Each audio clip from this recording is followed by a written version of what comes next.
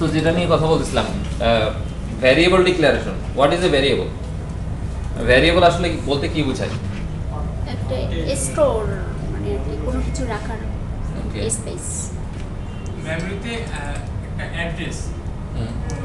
Hold hold করানোর জন্য একটা ভেরিয়েবল আমরা ডিক্লেয়ার করি, মানে কম্পিউটার বুঝতে পারে যে এই অ্যাড্রেসে, মানে এই রেফারেন্সে আমার এই একটা ডাটা ওকে হ্যালো স্টোর করার জন্য।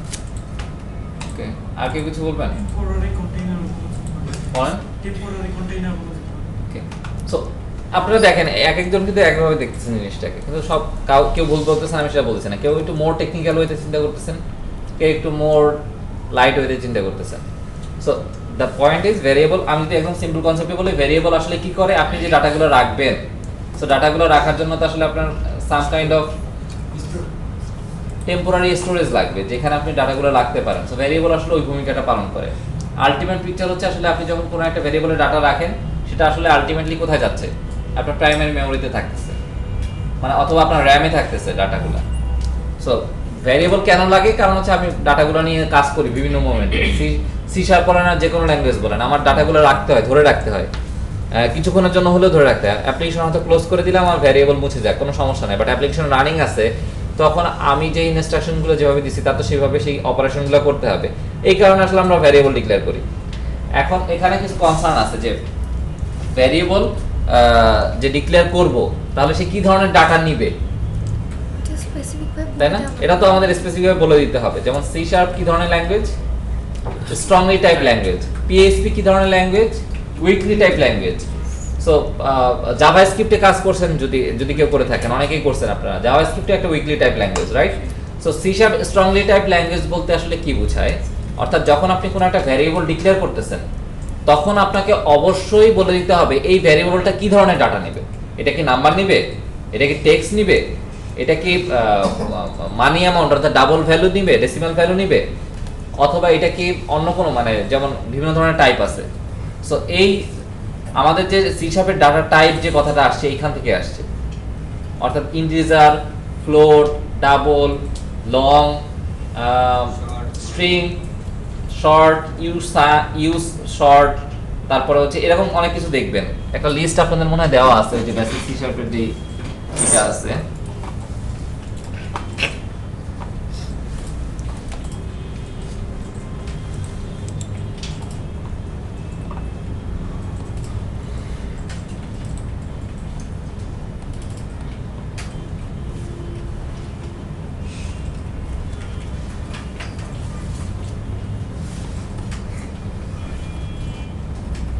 ডাটা টাইপের একটা লিস্ট আছে।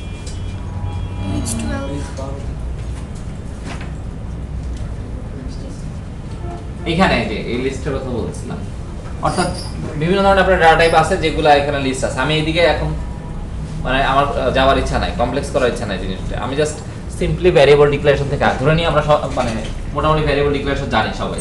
সো ওইখান থেকে আগাই, ডাটা টাইপ কি জিনিস সেটা নিয়ে আমরা আস্তে আস্তে আলোচনায় যাব। সো আমরা একটা প্রথমে ভ্যারিয়েবল নিচ্ছি নাম্বার। তার মানে কি, এখানে আসলে ইন্টিজার টাইপের ভ্যালু রাখা সম্ভব এবং সেখানে নাম্বার রাখা সম্ভব। নাম্বার ইকুয়াল টু যদি আমি দেই 10, ইন্টিজার, তো এটার নাম দিচ্ছি ফার্স্ট নাম্বার, একটা ভ্যারিয়েবল নিলাম। দেন ইন্টিজার সেকেন্ড নাম্বার, আরেকটা ভ্যারিয়েবল নিলাম। তার মানে হচ্ছে ফার্স্ট নাম্বার একটা ভ্যারিয়েবল যেখানে ইন্টিজার টাইপের ডাটা রাখা সম্ভব, সেকেন্ড নাম্বার আরেকটা ভ্যারিয়েবল যেখানে ইন্টিজার টাইপের ডাটা রাখা সম্ভব। সো ফার্স্ট নাম্বারের এগেইনস্টে আমরা একটা ভ্যালু রাখতেছি। কি ডাটা দিলাম তাকে? 10। আমি নিশ্চয়ই একে স্ট্রিং দিতে পারবো না। কেন পারবো না? বিকজ আমি আসলে তাকে স্ট্রিং দিয়ে মানে ডিফাইন করি নাই। বাট যারা উইকলি টাইপ নিয়ে কাজ করছেন, তাদের কাছে এই কনসেপ্টটা খুবই মানে বোরিং, যে আসলে কেন আমি দিতে পারবো না, আমি তো পারবো। But weekly type R strongly টাইপের পার্থক্য কিন্তু এখানে। আপনি যখন একটা ভেরিয়েবলের টাইপ ডিফাইন করে দিচ্ছেন, তখন আসলে ওই টাইপের ভ্যালু ছাড়া সে অন্য কোনো ভ্যালু নিবে না।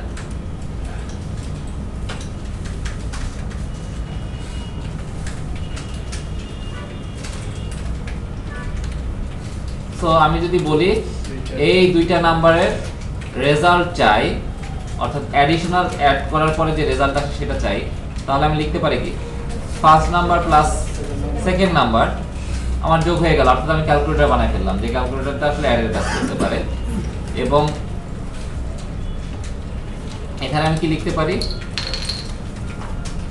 কনসোল, অর্থাৎ এই রেজাল্ট আমি আউটপুট হিসেবে দেখাতে চাই, কনসোল ডট রাইট লাইন, দেন আমি বলতেছি রেজাল্ট। তার মানে হচ্ছে এই যে রেজাল্টটা আসলো এখানে আলটিমেটলি সেটার যোগফল সে এখানে দেখাই দিবে।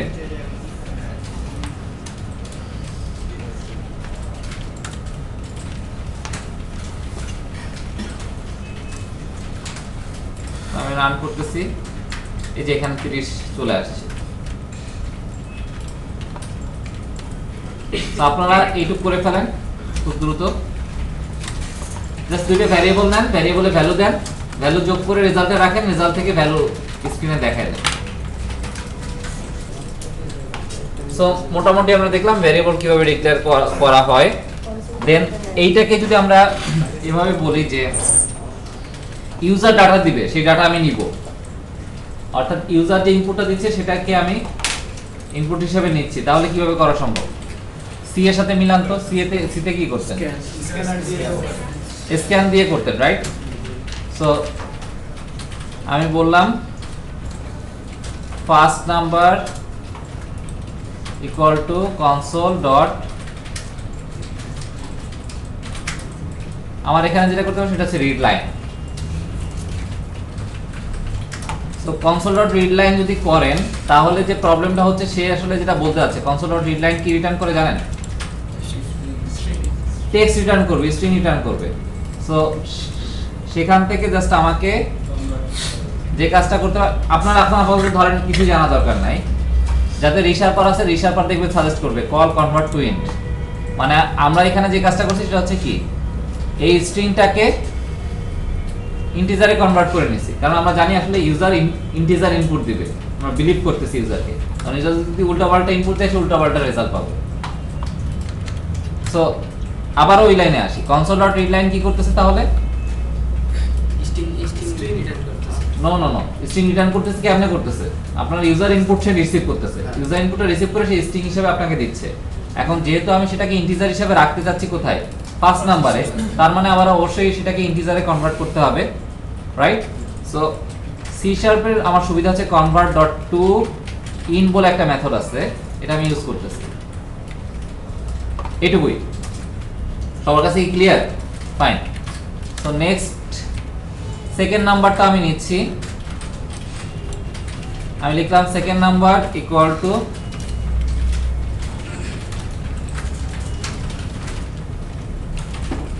এবং সেম কথা কনসোল ডট রিড লাইন।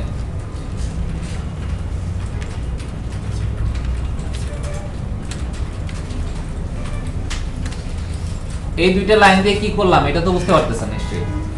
ইউজারের কাছ থেকে ইনপুট নিলাম, ফার্স্ট নাম্বার হিসেবে একটা নাম্বার, সেকেন্ড নাম্বার হিসেবে একটা নাম্বার, দেন পরের এই লাইনটা কি আমার আর চেঞ্জ করার দরকার আছে? কারণ first number plus second number যেটা আছে সেটা আমার আউটপুট হিসেবে আসবে এবং রেজাল্ট হিসেবে দেখাবে। সো আপনি একটু এটা কনফার্ম করেন যে আপনারা এটা সবাই করে ফেলতেছেন এবং রেজাল্ট দেখতে পাচ্ছেন।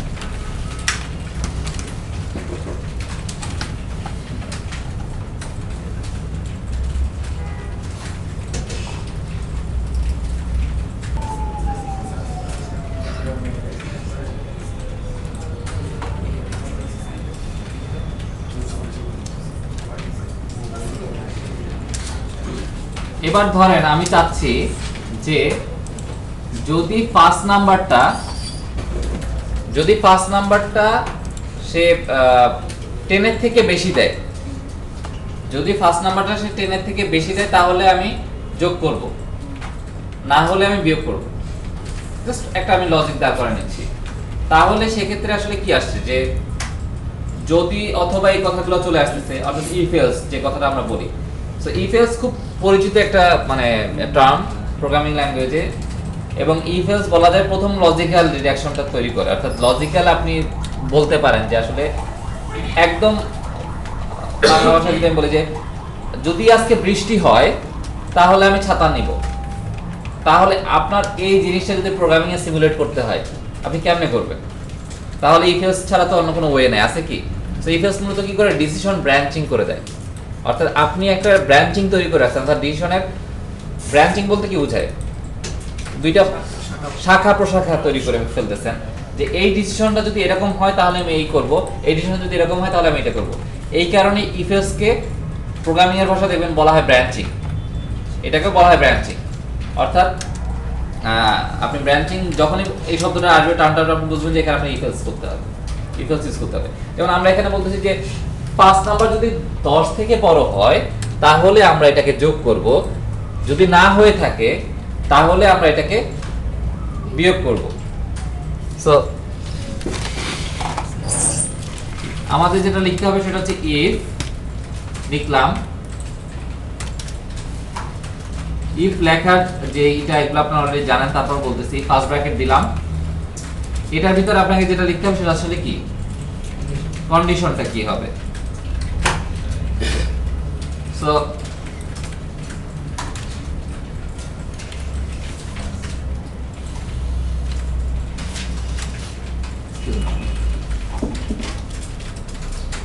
ইফ কথাটা লিখলাম, তার মানে হচ্ছে এর ভিতরে আমাকে একটা কন্ডিশন লিখতে হবে, যে কন্ডিশনের পার্সপেক্টিভ আমি বলতেছি যে এটা যদি সত্য হয়, ব্যাপারটা তো এরকম হচ্ছে, তার মানে ইফ এর ভিতরে আপনি এমন একটা কন্ডিশন লিখবেন যেটা ট্রু হলে ইফ এর ভিতরে এর ভিতরে আপনি যে লাইন লিখবেন সেটা এক্সিকিউট হবে, রাইট?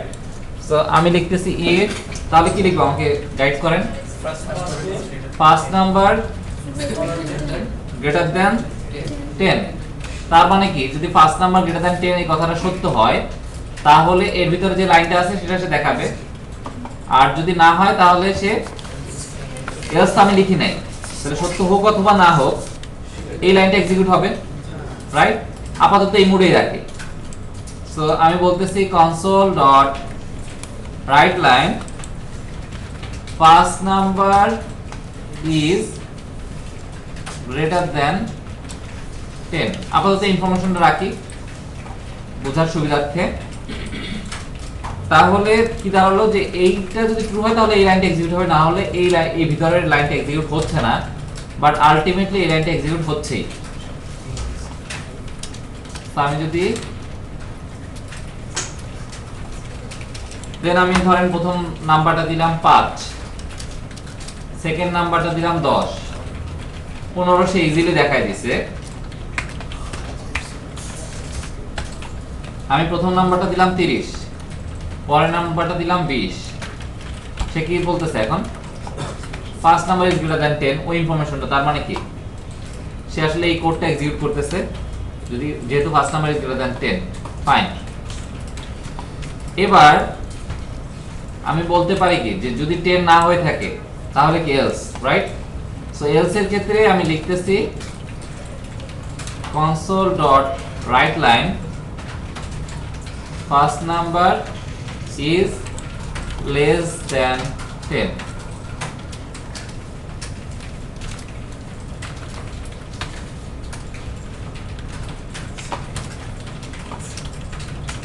সো আমি রান করতেছি, আমি দিলাম 5 10, সো যেহেতু লেস দ্যান 10 এলস অংশটুকু রান করছে, তাই না?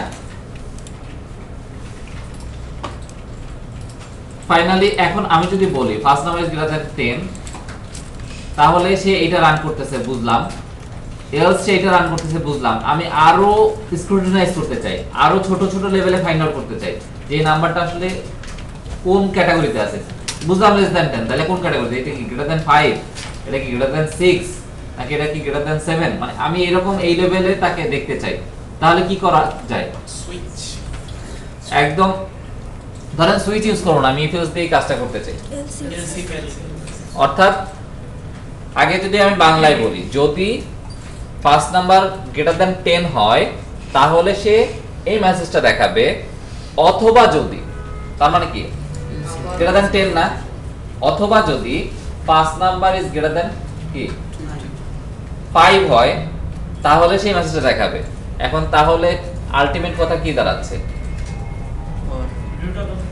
ফার্স্ট নাম্বার ধরে আমি 10 দিলে তাহলে তো ওটা তো আসলে 10 এরও বড় 5 এরও বড়, তাহলে কি দুইটাই রান হবে? তার মানে কি প্রথমে যেটা আমার কন্ডিশন স্যাটিসফাই করতেছে সেই কন্ডিশনটাই সে প্রথমে এক্সিকিউট করবে, রাইট? সো আমি যদি এইভাবে বলি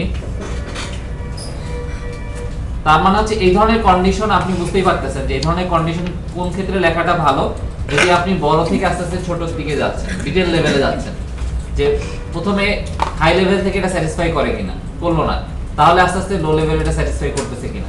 যদি কোনোটাই সে স্যাটিসফাই না করে তাহলে আপনি একটা জাস্ট কমন মেসেজ দিয়ে দিচ্ছেন।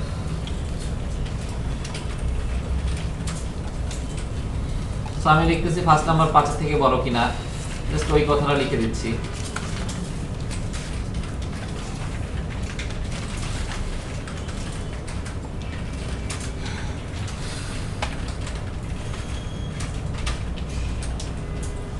সো এই ক্ষেত্রে রান করলে সে কি করবে, এভাবে আমি অনেকগুলো এলস ইফ লাগাইতে পারি, ইউজ করতে পারি, রাইট?